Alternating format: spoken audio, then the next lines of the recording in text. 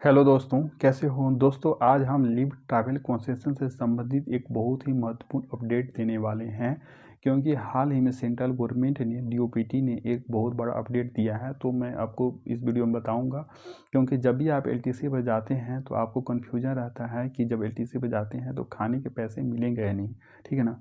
अब एरोप्लेन का भी कैंसिलेशन चार्ज, जैसे एरोप्लेन से जाते हैं वो कभी कभी कैंसिल किसी कारण से कराना पड़ता है तो उसके पैसे वापस होंगे, उसके लिए क्या गाइडलाइंस है वो मैं बताऊंगा। और एरोप्लेन से जो इंटाइटल नहीं जाने के लिए तो उनके लिए क्या नियम है, ठीक ना। तो वो मैं अब पूरा इस वीडियो में बताऊंगा, तो आप शुरू से अंत तक वीडियो देखिएगा। चलिए वीडियो स्टार्ट करते हैं। तो यहाँ पर आप देख सकते हैं कि गवर्नमेंट ने हाल ही में 10 अगस्त 2023 को एक सर्कुलर जारी किया था, लेकिन बहुत लोगों की इसके बारे में जानकारी नहीं है, तो मैं वीडियो बना रहा हूँ। यहाँ पर आप देख सकते हैं कि सेंट्रल सिविल सर्विस ये CCS LTC रूल 1988 के बारे में क्लियरिफिकेशन दिया है, तो वो मैं आपको बताता हूँ कि the undersigned is directed to refer. DoPT कितना है, यहाँ पर आप देख सकते हैं जर्नी परफॉर्म्ड ऑन LTC। तो यहाँ पर keeping in view the several references grievance, बहुत सारे ग्रीवेंस आते रहते हैं डीओपीटी वगैरह में।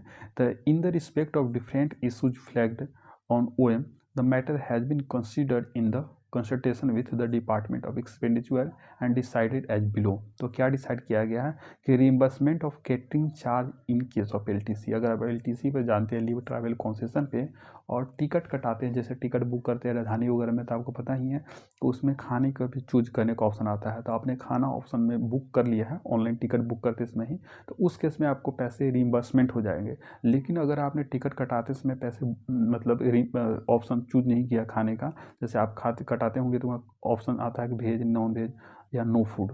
अगर आपने वेज नॉन वेज कुछ चूज कर लिया तो आपके टिकट में इंक्लूडेड हो गया फी, तो उस केस में रिम्बर्समेंट हो जाएगा। लेकिन अगर आपने चूज नहीं किया है और बाद में आप ट्रेन पर जाते हैं वहाँ खाना ले लेते हैं, तो उस केस पे रिम्बर्समेंट नहीं होगा, ठीक ना। यहाँ लिखा हुआ keeping view the fact that Indian Railway is now providing option to the travel to avail catering facility और note, it has been decided that whenever employee opt for catering service while booking the ticket for the eligible trains for the purpose, जिस train से आप eligible है उस train से आप जा रहे हैं और अपने केटरिंग सर्विस को चूज कर लिया है for the purpose of LTC, the reimbursement of catering charge shall be allowed। तो केटरिंग चार्ज भी जो भी लगा है आपका अलाउड हो जाएगा, रिम्बर्समेंट हो जाएगा।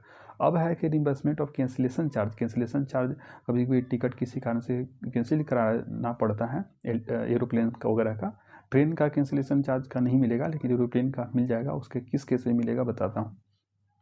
It has been decided that both types of cancellation charge leveled by the airlines and cancellation charge leveled by 3 authorized travel agents for utilization of their portal, if any, shall be reimbursement on the ground of official exigency। जैसे कि कभी कभी आपको LTC पर जाने के लिए आपने टिकट कटा लिया और कोई ऐसा काम पड़ गया ऑफिस में जिसके कारण आपको टिकट कैंसिल कराना पड़ गया, तो उस केस में जो भी कैंसिलेशन चार्ज लगे हैं तो वो आपको रिम्बर्समेंट हो जाएंगे।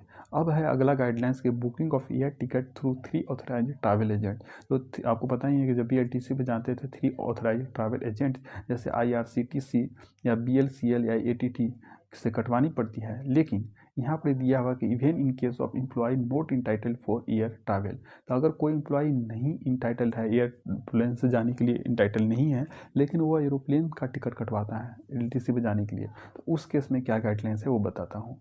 It has been decided that the government employ not entitled for air travel but wish to travel by air are no longer required to mandatory book their air ticket through these 3 travel agents, जैसे कि IRCTC, BLCL and ATT, इनसे कटवाना कोई ज़रूरी नहीं है जो entitle नहीं है।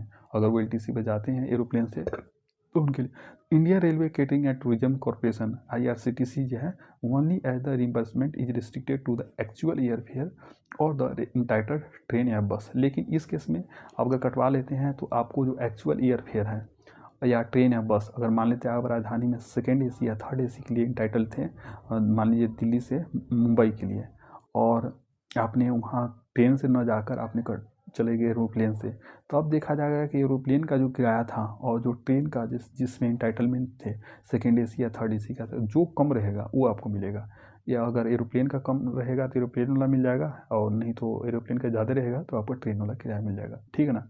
for the shortest route which is very less. In case of cancellation of ticket, cancellation charge shall be borne by the government employ. लेकिन अगर नॉन इंटाइटल हैं और आप कैंसिलेशन कराते हैं तो उस केस में क्या होगा कि आपको खुद से ही उसका पेमेंट करना पड़ जाएगा। ठीक है दोस्तों, तो अगर वीडियो पसंद आए तो लाइक करें, चैनल को सब्सक्राइब करें and share this video to your friends relative.